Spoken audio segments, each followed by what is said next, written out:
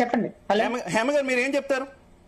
ఒక పక్క ఇండియా కూటమి మాత్రం ఇది ఒక విజయంగా 131వ రాజ్యాంగ సవరణ బిల్లు నిన్న వీగిపోవడంకి సంబంధించి ఇది ఒక ఇండియా కూటమి విజయంగా మేము దేశాన్ని రక్షించాము, దేశం ఎటో వెళ్ళిపోతుంటే పరిరక్షించామన్న తరహాలో వ్యాఖ్యానిస్తున్నటువంటి పరిస్థితి. అటు భారతీయ జనతా పార్టీ మాత్రం మహిళలకు అన్యాయం చేశారు విపక్షాలంటూ మీ అందరి మీద దుమ్మెత్తిపోస్తున్నటువంటి సిచ్యువేషన్. ఏం చెప్తారు? ఏం జరుగుతుంది అసలు? ఫస్ట్ ఆఫ్ ఆల్ మహిళా బిల్లుకు డీలిమిటేషన్ కి సంబంధం లేదు. కానీ ఈ బీజేపీ ప్రభుత్వము రెండింటిని అంటే ఎలా అంటారంటే అమ్మాయి అంటే తను ఇవ్వడానికి సిద్ధంగా లేదు కాబట్టి ఈ విధంగా తీసుకొచ్చేసి మేము ఇస్తున్నాం కానీ కాంగ్రెస్ పార్టీ ఇవ్వట్లేదు అని చెప్పేసి అంటారు. ఇటు చూసుకుంటే కాంగ్రెస్ ప్రభుత్వం ఉన్నప్పుడు కూడా మనకి దగ్గర అంటే మనం భారతదేశం మొత్తానికి వచ్చేసి అప్పుడు స్టార్ట్ అయ్యి స్వతంత్రం వచ్చిన దగ్గర నుంచి ఇప్పటిదాకా స్వతంత్రం అయితే ఆడవాళ్ళకి రాలేదండి.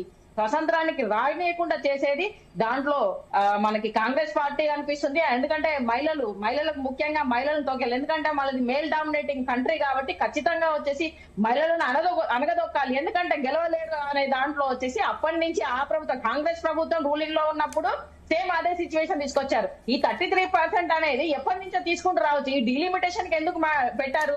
2023 సెప్టెంబర్ లో వచ్చేసి అమలు చేసింది, అంటే దాన్ని ఆమోదించారు. కానీ దాన్ని అమల్లోకి తీసుకురావాల్సిన ఏంటిది చర్చ జరగాల్సింది పోయి దీనికి ఏంటి ఈ రోజు మేము ఇస్తున్నాము అన్నట్టుగా ఏదో మభ్యపెట్టి మేము చేస్తున్నాం అని డప్పు కొట్టుకొని, ఎందుకంటే బీజేపీ ప్రభుత్వం ఎప్పుడు డప్పులు కొట్టుకోవడంలో ఫస్ట్ ఉంటది కదా.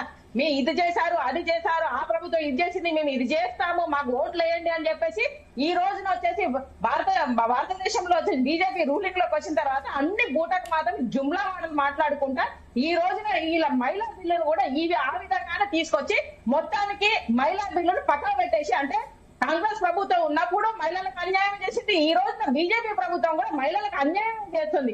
వీళ్ళకి చిత్తశుద్ధి లేదు. ఎంతసేపు వచ్చేసి వాళ్ళ పోస్టులు కావాలి, వాళ్ళ అధికారంలో ఉండాలంటే ఏమేమి చేయాలని చెప్పేసి కుట్రలు పండుకుంటూ ఈ రోజు వచ్చేసి భారతీయ జనతా పార్టీ కావచ్చు, అదేవిధంగా కాంగ్రెస్ పార్టీ కానీ వాళ్ళు అధికారంలో ఎట్లా ఉండాలని ఆలోచిస్తున్నారు తప్ప సమానంగా చూడాలి. మహిళలు కూడా వచ్చేసి మహిళలు లేదు, దేశం లేదు అంటారు.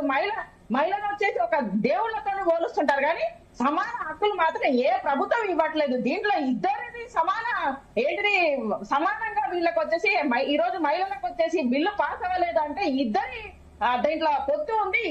ఇద్దరి వల్ల కూడా ఇక్కడ మహిళలకి వచ్చేసి అన్యాయం జరుగుతుంది.